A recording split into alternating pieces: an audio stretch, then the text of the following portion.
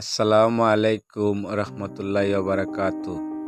Taiba Tanima paint কন্ট্রাকশনের পক্ষ থেকে আজকে নতুন একটি রঙের কাজের ভিডিও নিয়ে আসলাম আপনাদের সামনে।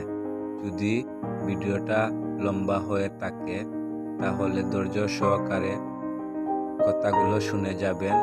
ভবিষ্যতে আপনাদের বিল্ডিংয়ে প্রয়োজন পড়তে পারে কথাগুলো।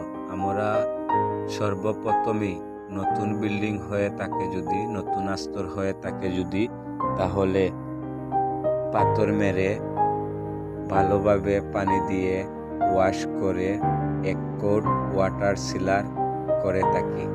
তারপরে আমরা ওয়াটার সিলারের উপরে ভালোভাবে 120 কাগজ মেরে থাকি। তারপরে আমরা 2 কোট ওয়াল পাট্টি পুটিং করে থাকি। তারপরেও আমরা ওয়াল পাট্টি পুটিং ঘষা মাজা ভালোভাবে করে ওয়াশ করে ভালোভাবে তারপরে 1 কোট প্লাস্টিক পেইন্ট করে থাকি।